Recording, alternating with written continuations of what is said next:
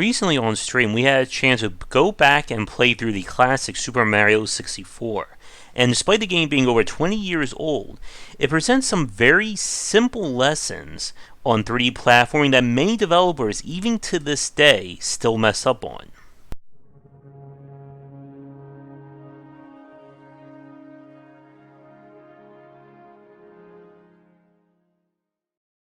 When we talk about the growth and the evolution of 3D platforming in the game industry, we can essentially lump the games into two distinct categories.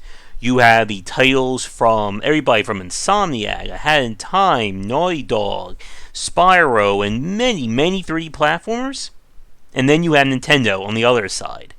And while that may seem like I'm overblowing things, it is very much a unique element behind Nintendo's 3D platformers that separate them from their contemporaries. And it's something that I don't think a lot of people really talk about or give much credence to in terms of designing these kinds of games.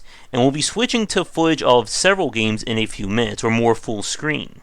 But 3D platforming is a very interesting genre to develop, and I talked about a lot in my upcoming second book. But what makes 3D platforming such a difficult genre to build around is that there's a lot more to it than just making a 2D platformer. You have a far wider game space to deal with, as you're seeing the footage up there. You have to accommodate for more different kinds of movement, and again, the added depth of field. And there's, of course, everybody's favorite thing to design, the 3D camera. And these are all aspects you have to come up with before you even start putting down level designs or thinking about how you're going to build that out. And with all the games that have came out over the years, Super Mario 64 was kind of the game that laid the foundation for what would become 3D platforming. There were several games beforehand, but this was a game that took off in a big way. But like I said a few minutes ago, despite all the titles that have came out, the Mario platformers have always done something very different and unique compared to the other games, and it's what has not only led them to standing the test of time longer, but also one of the reasons why there's such an enjoyment to play, and especially an enjoyment to speedrun, as you'll see me doing my one big speedrunning trick in a few minutes. But we got several games to look at, so we're going to do our Patreon supporter and sponsor shout out now, and when we come back, we're going to talk a little bit more about what other games did, and then we'll talk about what Nintendo does differently. And now a quick shout out to our current Game Wisdom Patreon supporters and sponsors. And if you'd like to continue this discussion on game design, be sure to check out our Discord channel, linked down below. Despite the overwhelming popularity of Nintendo's 3D platformers, the rest of the genre has sadly shrunk over this decade. The game footage that you're seeing right now is from A Hat in Time. This was a Kickstarted game to develop a game in this style, and the only other example I can really think of that is kind of standing out would be Kid Baby Star Child, but that game is currently in early access. But when we look at 3D platformers, again, just about everybody has kind of borrowed from Nintendo's style in terms of their foundation, and A Hat in Time is no exception. Each level takes place in a very wide environment, and you have a goal to achieve that gets you a MacGuffin, which in turn is used for progression purposes. Our main character here has all these standards of 3D platforming. You have double jumping, you have kind of this grapple hook move, and other elements that are also unique to it. But what is the commonality in a lot of the 3D platformers that we've played is just the general lack of utility in terms of your ability to move around. The level space is designed pretty much around only one and maybe two ways of getting through a specific challenge. You're not really designing around a variety of maneuvers because the main character itself doesn't have those maneuvers as well. Our character here, I keep saying it because I don't remember if she actually had a name in game, only has your basic 3D platforming moveset. And also take note of the shadow that appears when she jumps, because that is a very important point about 3D platformers that I like to mention whenever we have the opportunity for. But A Hat in Time, just like YookaLaylee, despite having these very wide open areas, you're still moving through them very linearly. That was not easy to say there. And this is done again to create a very set experience and to define the levels around that. But it comes at the price of really allowing the player or affording them multiple ways of getting around, and more importantly, allowing players of different skill levels to get through them. And you're going to see what I mean about that when we get to our Mario 64 footage. But let's switch over to YookaLaylee, and you can see a little bit more about what I mean about this kind of linear, non-linear gameplay, if that makes any sense. Here we have footage of YookaLaylee. This was the game that was designed and conceived to be the spiritual successor to Banjo-Kazooie.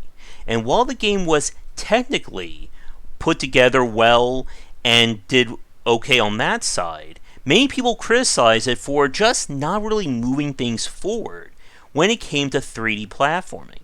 And this is a problem that we see that a lot of people cite when they talk about 3D platformers outside of Nintendo's examples. And the reason has to do with, despite how open these areas are, they're still very linear in what the player can and can't do in them. And I know that's a very weird complaint. Like we just said, a major part of 3D platforming is having very wide open game spaces where the player can explore everywhere, do all manner of weird and crazy stuff. But the problem is that these levels are still designed to be very linear in how you get through them. When you have a section like, let's say you have to jump across multiple platforms, that is set up for only one way to get across it. When you have points of interest or challenge areas like this, you can only get through them using one set of abilities or one predefined area or one predefined set of mechanics. And I know what some of you are thinking, that that is very similar to what we see in Mario. Again, if a power moon or a power star can only be collected using X, then that's how you're supposed to get it. But how the player gets around and explores the game space is different. And again, a major part about that is that these levels are designed to accommodate these different ways of getting around. In YookaLaylee here, you eventually get access to the ability to fly. And when you do that, it basically, like as you can see right here, it invalidates all the platforming. I mean, it literally does. Like, why do we need to use platforming anymore when I can just fly around? And look at this game space right here. This is a massive environment. But when you look closer at it, you notice that it's set up to only allow for only one real way to platform or maneuver. And that, unfortunately, makes things not only very limiting, but it also makes it repetitive as well. Because you're not really giving the player the freedom to explore the mechanics. And exploring the mechanics is different than exploring the world. But we're going to switch to our footage of Mario 64 now, and I'll show you what that means, and why this game and Nintendo's just overall 3D design philosophy continues to hold up. Alright, so here's footage of me first performing the super physics glitch jump in Super Mario 64 that I am so very proud of doing that on stream. But when it comes to the Mario platformers, and especially how these levels are designed, you're going to see right here as we do the final Bowser level what I mean about how Nintendo's approach to level design and character mechanics work. With Mario here, he has a variety of ways of jumping. Triple jump, wall jump, side jump, backflip, the long jump.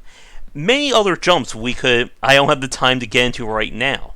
But with these jumps, the game space itself is set up to be tight enough to allow players to figure out new ways of getting through the environment using these different jumps. Like right there, I could have walked down that path as you saw, or I could have long jumped across it.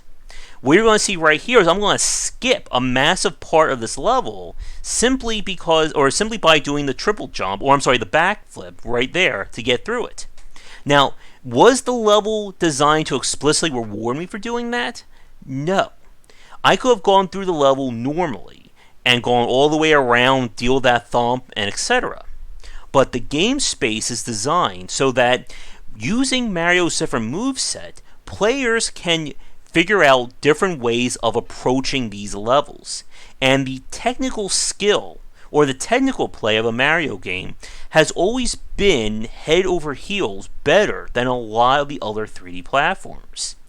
Anyone who's watched people speedrun Mario games can see the immense amount of work and just the sheer number of ways you can play and break a Mario level. Right here, I'm going to attempt another skip, which unfortunately I'm not going to be able to do. But again, the game space is set up to accommodate for that. And this leads to what I've coined as subjective difficulty, meaning that while the levels are built around a singular difficulty curve, how a player approaches these levels is different based on their own skill level. If we can set up to show off Super Mario Galaxy 2, there is a brilliant example of that. But what we mean is that as a novice player playing a Mario title, I can play through that level using the bare minimum mechanics or getting through the path basically as intended, and that's perfectly fine. But if I play through a Mario game using more expert skills and knowledge of all of Mario's jumps and mechanics, I can get through the level differently. Both ways are valid. This is not a case, again, of somebody being punished or rewarded differently. But how I play through as an expert is different from how you play through it as a novice, but we will both eventually arrive at the same outcome or the same reward. In Mario, it could be getting a Power Star, going after Bowser, whatever. And what I just described and what you're seeing in terms of this level design, it sounds very simple. This is stuff that, again, as I'm pointing this out, I'm sure a few of you are rolling your eyes and saying, wow, why is Josh describing this simple thing? But it's not as simple as it sounds. You had to design the levels, again, to be wide enough to accommodate multiple ways of approaching, but still linear, so that there is a set or a noticeable path through them. And that requires a very high-level understanding of not only 3D platforming, but level design. And again, you're watching this level. There is no realism in terms of how this place is set up. Again, we don't see real life having these kinds of spinning platforms. But there has to be a logical path through, just as you can open things up to allow for multiple ways. And that also means designing a character to have multiple moves. And again, when we see a lot of 3D platformers, their characters don't have a variety of ways of getting around. And if they are, or they do have multiple moves, usually those are just simply keys to get through a specific challenge, such as having to roll to move faster, or in YookaLaylee, a sonic move that may break through glass or stun enemies. In Mario here, Mario does not unlock multiple moves over the course of playing the game. At most, we get the 3 different caps. So all of his abilities, or all of his technical or agility-based options, that's there from the start. But what the game tests the player on is different. And that, again, can lead to so much more discussion about 3D platforming and 3D philosophy. But to begin to wrap things up, the key aspect that many 3D platformers miss is that not only do you need to design a character that has a wide variety in terms of moves and abilities, but you must also design the level to basically support that and allow the player different ways of getting through the same task. So your design levels to be kind of on a tighter side compared to what we saw with YookaLaylee and A Hat in Time. And again, even other examples of it. And it does require a lot more work on the design point of view. But again, the reward of this is that it allows your games to basically stand that test of time. With Mario 64 here, again, this game is over 20 years old, and is as still enjoyable now as it was back then. Maybe the only exception being the camera control. But again, that is a topic for another day.